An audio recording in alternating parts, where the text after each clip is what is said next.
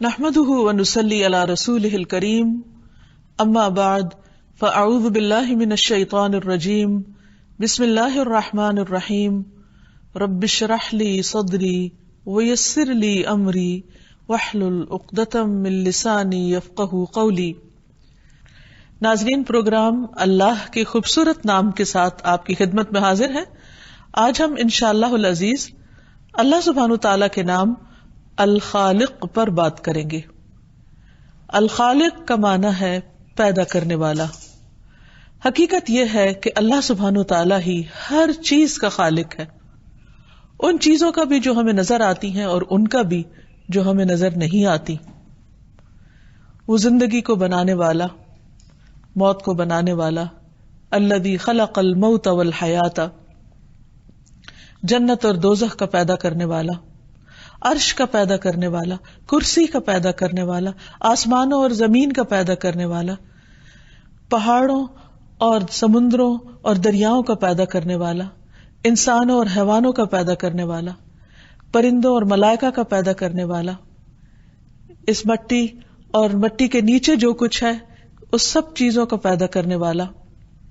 حقیقت یہ ہے کہ اللہ سبحانہ تعالیٰ ہی ہر چیز کا خالق ہے، اور کوئی بھی چیز جو چھوٹی ہو یا بڑی ہو، طویل ہو یا قصیر ہو، متحرک ہو یا رکی ہوئی ہو، سالڈ ہو یا مائع شکل میں ہو یا ہواؤں کی شکل میں ہو، کمزور ہو یا طاقتور ہو، ہر چیز کو اللہ سبحانہ تعالیٰ ہی نے پیدا کیا ہے۔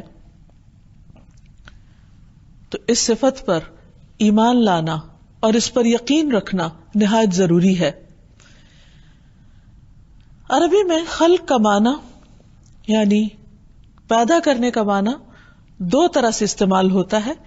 ایک تو یہ کہ اللہ سبحانہ تعالیٰ الخالق ہے، یعنی وہ ذات جس نے چیزوں کو وجود دیا جبکہ وہ موجود نہ تھی، یعنی جو کچھ ہم یہاں دیکھتے ہیں اس دنیا میں یہ اس سے پہلے کہیں بھی نہیں تھا۔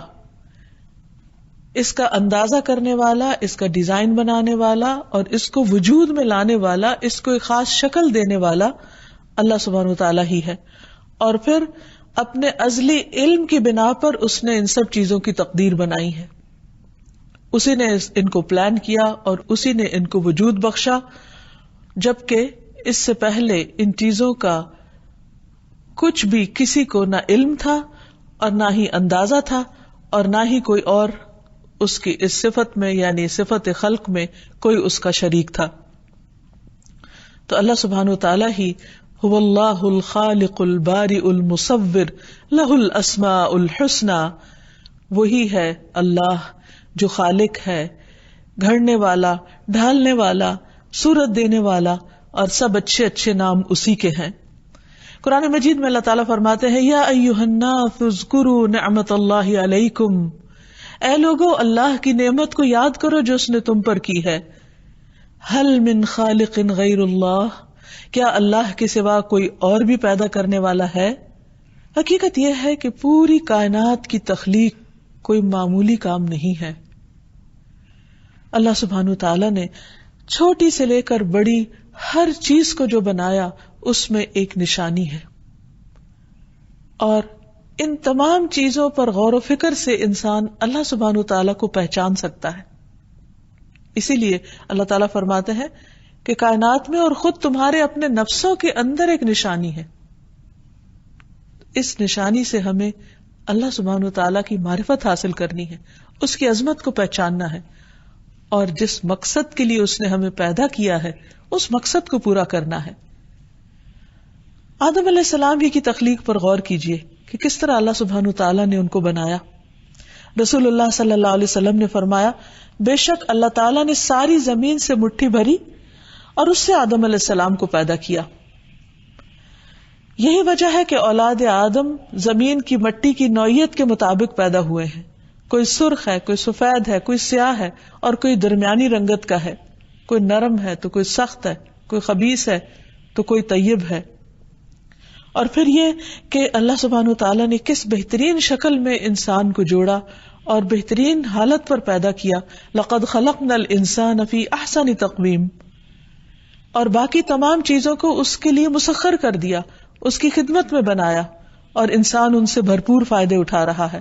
اور پھر خود انسان کی تخلیق کتنی بڑی نشانی ہے. 1400 سال پہلے جب انسان نہیں جانتا تھا کہ کس طرح ماں کے پیٹ میں مختلف مرحلوں میں انسان کی تخلیق ہوتی ہے، تو اللہ سبحانہ وتعالیٰ نے قرآن مجید میں اس کا بھی ذکر کیا اور فرمایا ثم خلقنا النطفة علقة فخلقنا العلقة مضغة فخلقنا المضغة عظاما فكسونا العظام لحما ثم انشأناه خلقا آخر فتبارک اللہ احسن الخالقین.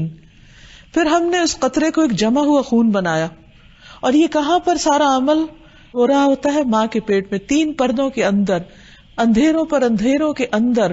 کس طرح اللہ سبحانہ وتعالیٰ انسان کی صورت گری کرتا ہے کہ قطرے کو جمع ہوا خون بنا دیا، اس میں تبدیل کر دیا اپنی قدرت سے.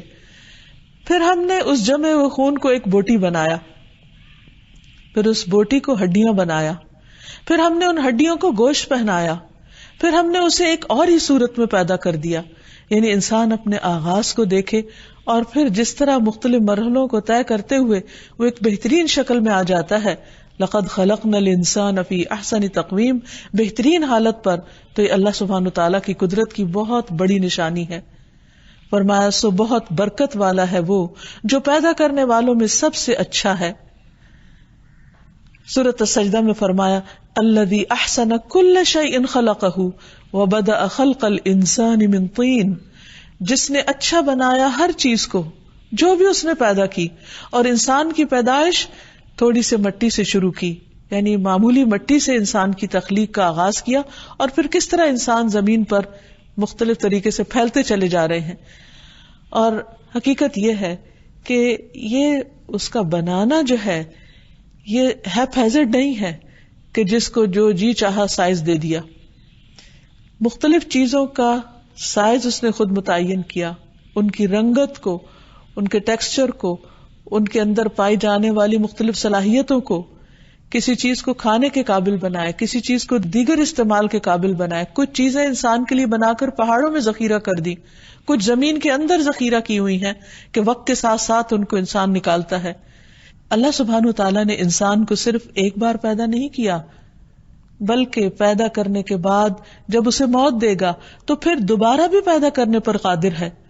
قرآن مجید میں آتا ہے اَيَحْسَبُ الْإِنسَانُ أَن لَّن نَّجْمَعَ عِظَامَهُ بَلَىٰ قَادِرِينَ عَلَىٰ أَن نُّسَوِّيَ بَنَانَهُ، کیا انسان گمان کرتا ہے کہ بے شک ہم کبھی اس کی ہڈیاں اکٹھی نہ کریں گے؟ کیوں نہیں، اس حال میں کہ ہم اس پہ قادر ہیں کہ اس کی انگلیوں کے پور پور درست کر کے بنا دیں. یعنی ہر انسان کی الگ جداگانہ پہچان کے ساتھ اس کی تخلیق کی ہے.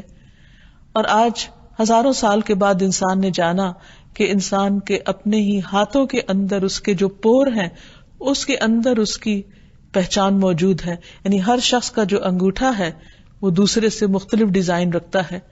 اور دنیا میں کروڑوں انسان جو اس وقت موجود ہیں یا گزشتہ ماضی میں موجود رہے یا آنے والے ہیں، ان میں سے ہر ایک اپنی اپنی الگ الگ جداگانہ شناخت رکھتا ہے. اور یہ بھی اللہ سبحانہ وتعالیٰ کی قدرت کی ایک بہت بڑی نشانی ہے. اور جب انسان دوبارہ پیدا کیا جائے گا تو پھر اس نشانی کے ساتھ ہی کہ 2 انسانوں کا پیدا کرنا ایک جیسا نہیں. پھر یہ ہے کہ اللہ سبحانہ وتعالیٰ نے ایک درست اندازے کے ساتھ پیدا کیا ہے. ارشاد باری تعالیٰ ہے اِنَّا كُلَّ شَيْءٍ خَلَقْنَاهُ بِقَدَرٍ، ہم نے ہر چیز کو ایک اندازے سے پیدا کیا. اور دوسری جگہ پہ فرمایا وَخَلَقَ كُلَّ شَيْءٍ فَقَدَّرَهُ تَقْدِيرًا، کہ اللہ نے ہر چیز کو پیدا کیا پھر اس کا اندازہ بھی مقرر کیا. یعنی ایک تو عدم سے وجود میں لایا، پھر دوسرے یہ کہ اس نے یہ بھی فیصلہ کیا کہ کس کا سائز کیا ہوگا، کس کی عمر کتنی ہوگی، کس کو کیا کھانا ہے، کیسے جینا ہے، کیسے قائم رہنا ہے، کب اس کی حالت تبدیل کی جائے گی. اور پھر یہ کہ صرف تخلیق ہی نہیں کی بلکہ منظم انداز میں تخلیق کی.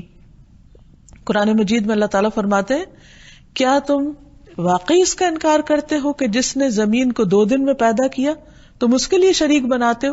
یعنی اللہ تعالیٰ نے اس کا بھی پوری پلاننگ کے ساتھ کہ 2 دن میں زمین بنائی اور پھر اس کے بعد اس میں پہاڑ رکھے، اس میں بہت برکت رکھی، اس میں مختلف طرح کی غذائیں اندازے کے ساتھ رکھی کہ جس چیز کی انسان کو زیادہ ضرورت ہے وہ زیادہ اگائی، اور جس چیز کی ضرورت کم ہے وہ کم. مثلاً ہم نباتات میں دیکھتے ہیں کہ جو چیزیں انسان کھاتے ہیں اور جس علاقے کے لوگوں کی جو اسٹیپل فوڈ ہوتی ہے جو زیادہ وہ کھاتے ہیں وہ اتنی ہی کثرت کے ساتھ پیدا ہوتی ہے.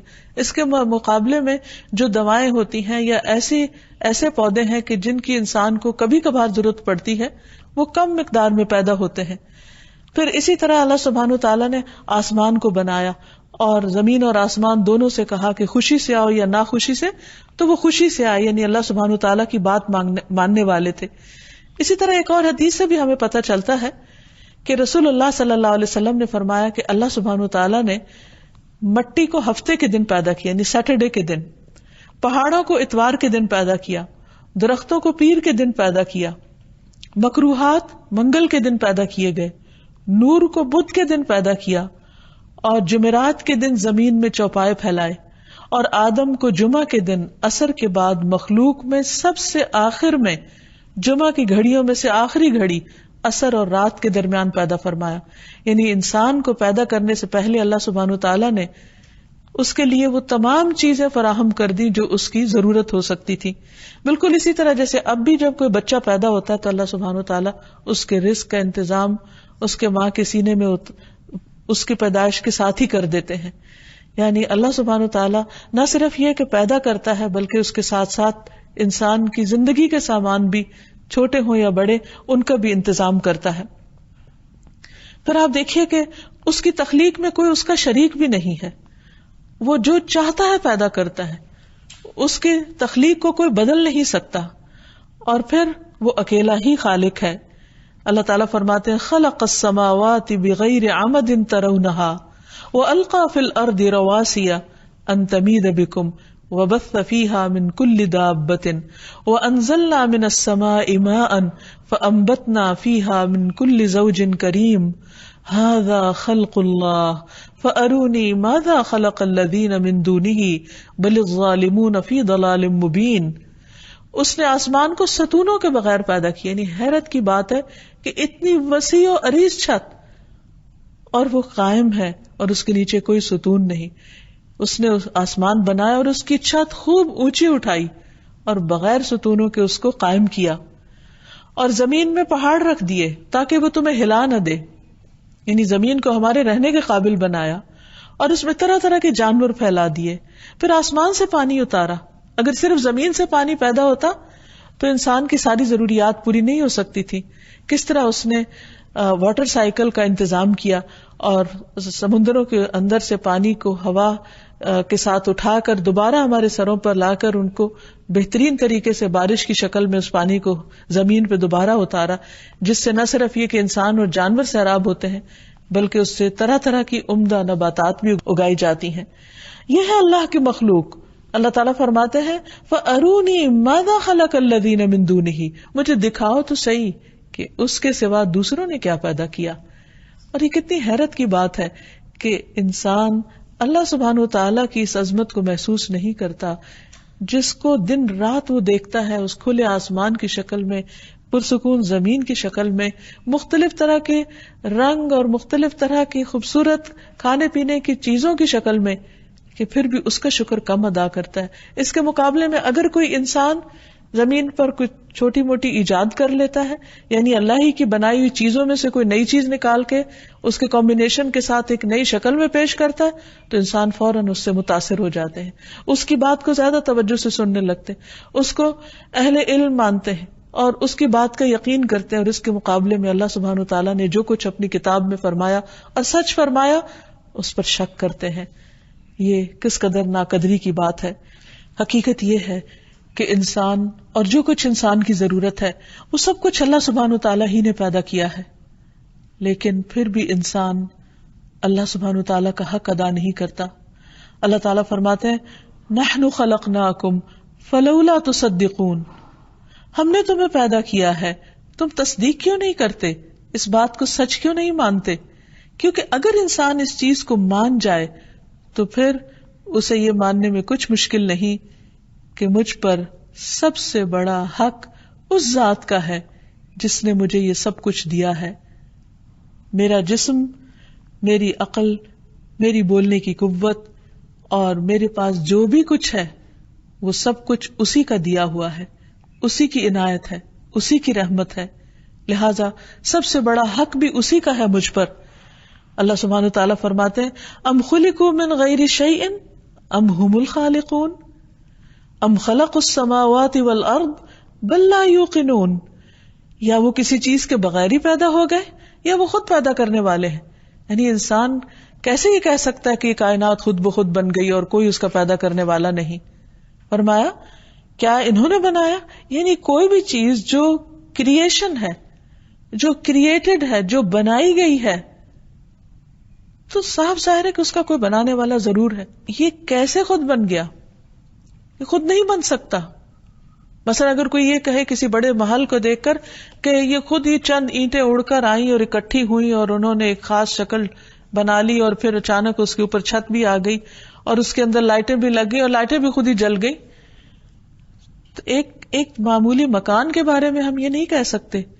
تو ہم یہ کیسے کہہ سکتے ہیں کہ آسمان خود ہی بن گیا اور پھر اس پہ اچانک ستارے بھی چمکنے لگے اور یہ زمین کا فرش بھی خود ہی بچھ گیا اور اس میں خود بخود درخت اگنے لگ گئے اور پھر اس میں انسان بھی چلنے پھرنے لگ گئے اور وہ بولنے بھی لگ گئے اور وہ کچھ کام بھی کرنے لگ گئے؟ یعنی کوئی بھی ایک معمولی عقل سمجھ رکھنے والا شخص ان باتوں کو سن کر ہنس دے گا کہ کوئی دیوانہ ہی یہ کہہ سکتا ہے کہ یہ سب کچھ خود ہو رہا ہے۔ تو جس انسان کو اللہ سبحانہ وتعالیٰ نے عقل دی ہے اس کے لیے لازم ہے کہ وہ اللہ سبحانہ وتعالیٰ کی ان باتوں پر غور فرمائے۔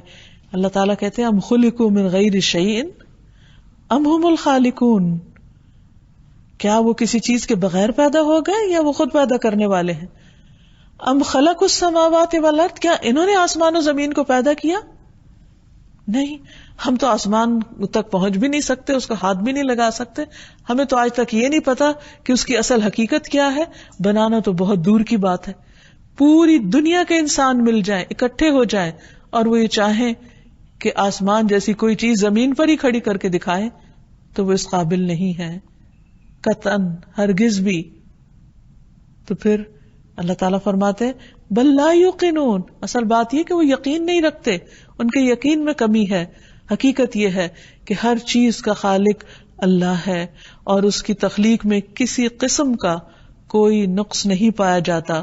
اللہ تعالیٰ فرماتے ہیں الذی خلق 7 سماوات طباقا ما ترى في خلق الرحمن من تفاوت فارجع البصر هل ترى من فطور ثم ارجع البصر كرتين ينقلب اليك البصر خاسئا وهو حسير۔ وہ جس نے 7 آسمان اوپر نیچے پیدا کیے، رحمان کے پیدا کیے ہوئے میں تم کوئی کمی بیشی نہیں دیکھو گے، کوئی تفاوت نہیں دیکھو گے۔ پھر نگاہ دوڑاؤ، کیا تمہیں کوئی کٹی پھٹی جگہ نظر آتی ہے؟ بار بار نگاہ دوڑاؤ، تمہاری نظر ناکام ہو کر واپس پلٹ آئے گی اور وہ تھکی ہوئی ہوگی، لیکن اللہ کی تخلیق میں تم کسی قسم کا کوئی نقص ڈھونڈ نہیں سکتے۔ پھر یہ بھی یاد رہے کہ اس نے جو کچھ بھی بنایا وہ سب کا سب فائدے کا ہے، وہ سب کا سب کارآمد ہے، مفید ہے اور اس کا کچھ نہ کچھ مقصد ہے، پرپز ہے۔ اگر ہمیں معلوم نہ ہو تو یہ ہماری لا علمی ہے اور ناسمجھی ہے، لیکن اللہ تعالیٰ کا کوئی بھی کام بیکار اور عبث نہیں ہے۔ قرآن مجید میں آتا ہے الذین یذکرون اللہ قیاما وقعودا وعلی جنوبہم وَيَتَفَكَّرُونَ فِي خَلْقِ السَّمَاوَاتِ وَالْأَرْضِ رَبَّنَا مَا خَلَقْتَ هَذَا بَاطِلًا سُبْحَانَكَ فَقِنَا عَذَابَ النَّارِ۔ عقل مند کون ہے؟ عقل مند اولو الالباب وہ ہیں جو اللہ کو یاد کرتے رہتے ہیں، کھڑے ہو کر بھی، بیٹھ کر بھی اور اپنے پہلوؤں پر بھی، یعنی لیٹ کر بھی، اور ذکر کے ساتھ ساتھ آسمان و زمین کی تخلیق میں غور و فکر کرتے ہیں اور پکار اٹھتے ہیں اے ہمارے رب، تو نے کچھ بھی بیکار پیدا نہیں کیا۔ سبحانک فقنا عذاب النار، تو پاک ہے اس سے کہ تو کوئی بھی ایسا کام کرے، کوئی بھی محمل عبث بیکار کام کرے۔ فقنا عذاب النار، تو ہمیں آگ کے عذاب سے بچا، کیونکہ جس شخص کے دل میں اللہ کی تخلیق کو دیکھ کر اس کی ہیبت اور اس کی عظمت کا احساس ہوتا ہے، اسے اپنے انجام کی فکر لگ جاتی ہے، اور پھر وہ اللہ سبحانہ تعالیٰ سے دعا گو ہوتا ہے کہ اسے آگ سے بچا لیا جائے، کیونکہ جو آگ میں داخل کیا گیا اس کی تو بہت بڑی رسوائی ہو گئی۔ جس شخص کے اندر جتنا ایمان ہوگا اس کا اتنا ہی یقین ہوگا کہ اللہ سبحانہ وتعالی نے ہر چیز کو بامقصد پیدا کیا ہے اور خود اس کی اپنی زندگی کا بھی مقصد ہے. اللہ تعالیٰ فرماتے ہیں وَمَا خَلَقْنَا السَّمَاءَ وَالْأَرْضَ وَمَا بَيْنَهُمَا بَاطِلًا، ہم نے آسمان و زمین اور ان کے درمیان کی چیزوں کو بیکار نہیں پیدا کیا، بے مقصد نہیں پیدا کیا. ذَلِكَ ظَنُّ الَّذِينَ كَفَرُوا، یہ ان لوگوں کا گمان ہے جنہوں نے کفر کیا. فَوَيْلٌ لِّلَّذِينَ كَفَرُوا مِنَ النَّارِ، تو بربادی ہے، ہلاکت ہے ان لوگوں کے لیے آگ کی شکل میں جنہوں نے کفر کیا، یعنی جو اللہ کو خالق نہیں مانتے، جو اللہ کو مالک نہیں مانتے، جو اللہ کو معبود نہیں مانتے، اور جو اپنی زندگی کو اللہ سبحانہ وتعالیٰ کی عبادت میں نہیں گزارتے، کیونکہ اللہ تعالیٰ نے ہمیں اسی کام کے لیے پیدا کیا، بیکار نہیں، بے مقصد نہیں کہ اس طرح ہم زندگی بسر کریں کہ جس میں خالق کی کوئی یاد نہ ہو اور خالق کا کوئی حصہ نہ ہو.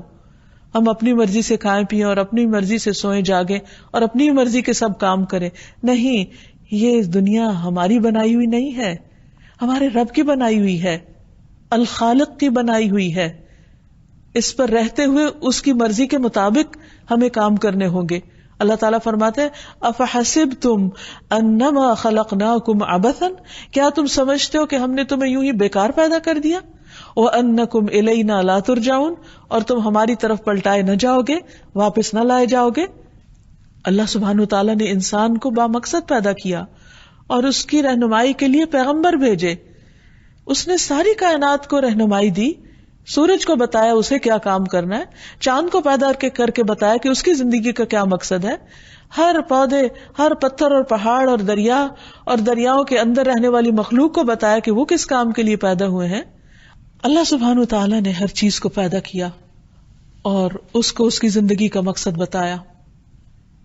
تو یہ کیسے ممکن ہے کہ وہ ہمیں پیدا کرے اور ہمیں ہماری زندگی کا مقصد نہ بتائے؟ قرآن مجید میں اللہ تعالیٰ فرماتے ہیں ربنا الذی اعطی کل شیء خلقہ ثم ہدی، ہمارا رب وہ ہے جس نے ہر چیز کو اس کی شکل و صورت بخشی پھر راستہ دکھایا، ہر چیز کو بتایا کہ اسے کیا کام کرنا ہے. اسی نے سورج کو بتایا کہ اس کا کیا کام ہے، اسی نے ہواؤں کو بتایا کہ وہ کس کام کے لیے پیدا کی گئی ہیں، اسی نے ہر پودے اور ہر پتھر کی زندگی کا مقصد بنایا اور اس کو بتا دیا، اور وہ اس کے مطابق کام بھی کر رہا ہے. کائنات کی ایک ایک چیز اللہ سبحانہ وتعالیٰ کی اطاعت کر رہی ہے اور اس مقصد کو پورا کر رہی ہے جس مقصد کے لیے اس کی تخلیق کی گئی ہے. تو اسی طرح انسان کی زندگی کا بھی مقصد ہے، اور اس زندگی کے ختم ہونے کے بعد اس سے پوچھا جائے گا کہ کیا وہ کام کر کے آیا ہے جس کے لیے اس کو دنیا میں بھیجا گیا. مختلف چیزوں پر نظر دوڑائیے، مختلف چیزوں کے اوپر غور و فکر کیجیے کہ کس طرح ہر چیز اپنے اپنے کام میں لگی ہوئی ہے، اور اس سے اپنی زندگی کو کمپیئر کیجیے کہ ہمارا دن رات کس طرح گزرتا ہے، ہم کیا کرتے ہیں. مثلا شہد کی مکھی کو آپ دیکھیے، کتنی معمولی سی چھوٹی سی چیز ہے لیکن کتنا بڑا کارنامہ کرتی، کتنا مفید شہد بناتی ہے، اور وہ اللہ کے حکم سے وَأَوْحَى رَبُّكَ إِلَى النَّحْلِ أَنِ اتَّخِذِي مِنَ الْجِبَالِ بُيُوتًا وَمِنَ الشَّجَرِ وَمِمَّا يَعْرِشُونَ. تیرے رب نے شہد کی مکھی کی طرف وحی کی کہ پہاڑوں میں، درختوں میں، انگور کی بیلوں میں اپنا گھر بنا، چھتا بنا، پھر ہر قسم کے پھل سے اس کا رس چوس اور اپنے پروردگار کی ہموار کردہ راہوں پر چلتی چلی جا، یعنی اپنا کام کرتی چلی جا. فَاسْلُكِي سُبُلَ رَبِّكِ ذُلُلًا، جیسے تیرے رب نے تجھے حکم دیا اس کی اطاعت کرتی رہ اور اپنا کام کرتی رہ.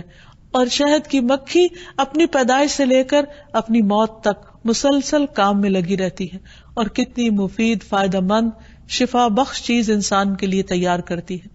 تو اگر ایک معمولی مکھی ایک بامقصد زندگی بسر کر رہی ہے تو ہمیں کیا کرنا چاہیے؟ کیا ہمارے شب و روز بھی کسی کام میں لگے ہوئے ہیں؟ کیا ہم بھی کسی مقصد کے لیے دوڑ رہے ہیں؟ کیا ہم بھی اپنے رب کے فرما بردار ہیں؟ پھر آپ دیکھیے سورج کے لیے جو رفتار اور جو راستہ مقرر کیا گیا وہ اسی پر چل رہا ہے. ستاروں کے اپنے اپنے راستے ہیں، چاند کے اپنی اپنی منزلیں ہیں، اور وہ ان سب کی پوری پوری پابندی کر رہے ہیں، پورے ڈسپلن میں زندگی بسر کر رہے ہیں. یہ سب کچھ ہمیں غور و فکر کی دعوت دے رہا ہے کہ کیا ہماری زندگی میں بھی کوئی ڈسپلن ہے، اور کیا ہم بھی اپنے خالق کو پہچانتے ہیں اور اس کی مرضی کو جانتے ہیں؟ پھر آپ دیکھیے کہ وہ ایسا الخالق ہے جو اپنی مخلوق سے کبھی بھی غافل نہیں ہوتا. یعنی ہمیں یہ نہیں سمجھنا چاہیے کہ اس نے بنا کے بس وہ بھول گیا، ہمیں چھوڑ دیا، اب ہم جو مرضی کریں تو ہمیں پکڑ نہیں سکتا. نہیں، اللہ سبحانہ و تعالیٰ فرماتے ہیں وَمَا كُنَّا عَنِ الْخَلْقِ غَافِلِينَ، ہم اپنی مخلوق سے غافل نہیں ہیں. اور وہ صرف غافل نہیں بلکہ ان ساری چیزوں کی حفاظت بھی کر رہا ہے، ان کے نظام کو بھی دیکھ رہا ہے. اور پھر اس کے بعد جب انسان اللہ سبحانہ و تعالیٰ کی طرف پلٹے گا تو وہ ان کا حساب بھی لے گا. اس لیے عقل مند انسان وہی ہے جو اپنے رب کو پہچان کر، اس کی نشانیوں کو جان کر اپنی زندگی کے مقصد کو پہچانے اور اللہ سبحانہ و تعالیٰ جو اس کا خالق ہے اس کی مرضی کے مطابق اپنی زندگی کو بسر کرے. اور نہ صرف یہ کہ وہ اللہ سبحانہ و تعالیٰ کی اطاعت کرے بلکہ جن چیزوں سے اس نے روکا ہے ان سے رک بھی جائے اور دن رات اللہ سبحانہ و تعالیٰ کی یاد میں بسر کرے، کیونکہ سب سے بڑا حق اسی کا ہے ہم پر. الخالق پر ایمان لانا، اس صفت کو ماننا، الخالق کی معرفت حاصل کرنا ہم سے کچھ تقاضے کرتا ہے، اور ان میں سے سب سے پہلا تقاضا یہ ہے کہ ہم خالق کے حق کو پہچانیں کہ وہ ہم سے کیا چاہتا ہے. معاذ رضی اللہ عنہ سے مروی ہے کہ نبی صلی اللہ علیہ وسلم جس گدھے پر سوار تھے میں اس پر آپ کے پیچھے بیٹھا ہوا تھا. اس کا نام عفیر تھا.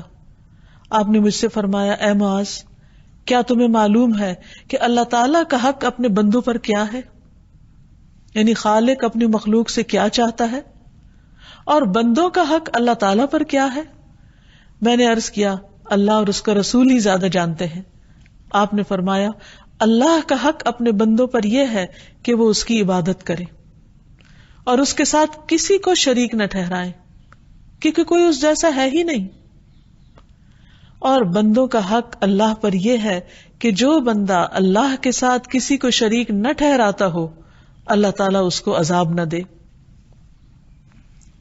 اس لیے اس زندگی میں انسان سب سے زیادہ جس چیز سے بچنے کی فکر کرے وہ اللہ کے حق میں کمی ہے، یعنی شرک، کہ جس نے کچھ پیدا ہی نہیں کیا اس کو اس کے برابر قرار دے دے جس نے سب کچھ بنایا ہو. پھر یہ کہ انسان اس بات پر یقین رکھے کہ اللہ سبحانہ وتعالیٰ نے جو کچھ اس کے لیے بنایا ہے اور جو بھی اس کی تقدیر بنائی ہے وہ اس کے فائدے میں ہے، یعنی اللہ کے فیصلوں کو اچھی طرح قبول کرے، اللہ تعالیٰ کے احکامات کو خوبصورتی کے ساتھ قبول کرے. پھر اسی طرح خالق کو مخلوق کی طرح نہ سمجھے، یعنی خالق کے ساتھ ایسا معاملہ نہ ہو جیسے ہم دوسروں کے ساتھ کرتے ہیں، بلکہ اللہ سبحانہ تعالیٰ کو، الخالق کو ہر چیز سے اعلیٰ اور ہر چیز سے ارفع سمجھے، اس کی قدر کرے، اس کا حق پہچانے. رسول اللہ صلی اللہ علیہ وسلم نے فرمایا لوگ اس قسم کے سوال کرتے رہیں گے کہ یہ کیا ہے، یہ کیا ہے، حتیٰ کہ وہ یہ سوال بھی کر دیں گے کہ اللہ تعالیٰ ہر چیز کا خالق ہے تو پھر اللہ تعالیٰ کو کس نے پیدا کیا، اور اس وقت وہ گمراہ ہو جائیں گے. یعنی اللہ سبحانہ تعالیٰ کی ذات کے بارے میں پورا پورا اعتماد ہونا چاہیے اور ایسے سوالوں سے بھی بچنا چاہیے کہ جن کا جواب ہماری معمولی عقل میں نہیں آ سکتا، کیونکہ وہ ہمارے تخیل سے بھی کہیں بڑا ہے. اگر وہ ہمیں اس بات کا جواب بھی دے تو ہماری عقل اس قابل نہیں ہے، اس کی متحمل نہیں ہو سکتی کہ ہم اس بات کو سمجھ بھی پائیں. پھر اسی طرح ایک اور روایت میں آتا ہے رسول اللہ صلی اللہ علیہ وسلم نے فرمایا تم میں سے کسی کے پاس شیطان آتا ہے اور تمہارے دل میں پہلے تو یہ سوال پیدا ہوتا ہے کہ فلاں چیز کس نے پیدا کی، فلاں چیز کس نے پیدا کی، اور آخر میں بات یہاں تک پہنچاتا ہے کہ تمہارے رب کو کس نے پیدا کیا. جب کسی شخص کو ایسا وسوسہ ڈالے تو اسے اللہ کی پناہ لینی چاہیے اور شیطانی خیال کو چھوڑ دینا چاہیے، کیونکہ اللہ سبحانہ وتعالیٰ کی ذات کے بارے میں شک کرنا یہ انسان کے لیے سب سے زیادہ خطرناک ہے. کیونکہ اگر انسان اس بارے میں شک کرے گا تو پھر وہ کس پر اعتماد کرے گا. یہی جاننا انسان کے لیے کافی ہے کہ کوئی بھی چیز خود پیدا نہیں ہوتی، اس کا بنانے والا کوئی ہے، اور جس نے اس کو بنایا میں اس پر ایمان رکھتا ہوں اور اس کے آگے جھکتا ہوں. علی بن ابی طالب رضی اللہ عنہ سے روایت ہے کہ جب رسول اللہ صلی اللہ علیہ وسلم رکوع میں جاتے تو آپ فرماتے اللہم لک رکعت وبک آمنت ولک اسلمت خشع لک سمعی وبصری ومخی وعزمی وعصبی. اے اللہ میں تیرے لیے جھک گیا، اے اللہ میں تیرے لیے جھک گیا، تجھ پر ایمان لایا، تیرے سامنے میں نے سر تسلیم خم کر دیا، تیرے لیے میری سماعت، میری بصارت، میری ہڈیوں کے گودے اور میری ہڈیوں اور میرے اعصاب نے خشیت اختیار کی. اے اللہ میرے جسم کا رونگٹا رونگٹا تیرے آگے جھکا ہوا ہے. یہ ہے اللہ کا حق کہ جس نے اس کو بنایا، جیسے باقی ساری مخلوق جھکی ہوئی ہے، یا اللہ میں اپنے جسم کو اپنے ارادے اور اختیار کے ساتھ تیرے آگے جھکاتا ہوں. آپ صلی اللہ علیہ وسلم جب سجدہ کرتے تو یہ دعا پڑھتے تھے اللہم لک سجدت وبک آمنت ولک اسلمت سجد وجہی للذی خلقہ وصورہ وشق سمعہ وبصرہ تبارک اللہ احسن الخالقین. اے اللہ میں نے تیرے لیے سجدہ کیا، میں تجھ پر ایمان لایا، میں تیرا فرما بردار ہوا، میرے چہرے نے اس ذات کو سجدہ کیا جس نے اس کو پیدا کیا، اسے شکل دی، اس میں کان اور آنکھیں بنائی. بڑی برکتوں والا ہے اللہ جو بہترین پیدا کرنے والا ہے. یعنی انسان اگر اپنی پیدائش پر غور کرے تو واقعی اس کا سجدے میں پڑ جانے کو دل چاہے، اور جب سجدے میں وہ اپنی بندگی اور عاجزی کا اظہار کرے تو پھر اللہ سبحانہ تعالیٰ کی تسبیح بیان کرتے ہوئے اس بات کا بھی اقرار کرے کہ یا اللہ یہ سب کچھ تیرا ہی پیدا کردہ ہے. اور اس پر پھر انسان شکر ادا کرے، اور شکر ادا کرنے میں اللہ سبحانہ تعالیٰ کا ذکر کرے، اور پھر اس کے ذکر میں صرف زبانی ذکر نہ ہو بلکہ دل کے ساتھ اور محبت کے ساتھ ہو، اور پھر اس کے احسانات کو نہ بھولے کہ کس طرح اللہ سبحانہ تعالیٰ نے اس کو زندگی بخشی. اور ایک اور اہم بات یہ کہ خالق کی تخلیق کو نہ بدلے، اس کے نظام کے اندر انٹرفیئرنس نہ کرے، اور اس طرح وہ بدترین مخلوق نہ بنے. پھر اسی طرح مخلوق کے آگے نہ جھکے. یعنی بعض لوگ انسانوں کے آگے جھکتے ہیں یا ان کی قبروں کے آگے جھکتے ہیں، تو یہ شرک کی ایک بدترین قسم ہے کہ اللہ نے ہمیں اپنے آگے جھکنے کے لیے کہا، خود سے دعا مانگنے کے لیے کہا، اور ہم اس کے بندوں کے آگے جھکیں. پھر اسی طرح یہ ہے کہ انسان ہر روز اور زندگی کی ہر نعمت کے ملنے پر اللہ تعالیٰ کا شکر ادا کرتا رہے. اللہ تعالیٰ ہمیں توفیق دے کہ ہم اس الخالق کے حق کو پہچانیں اور اس کے آگے حقیقی معنوں میں جھک جائیں، اپنے سارے جذبات، احساسات، توقعات، امیدیں سب اسی سے وابستہ کریں، کیونکہ وہی ہمارا خالق ہے اور اسی کی طرف ہمیں لوٹ کر جانا ہے. اللہ سبحانہ وتعالی ہمیں اس کی توفیق عطا فرمائے. وآخر دعوانا ان الحمد للہ رب العالمین.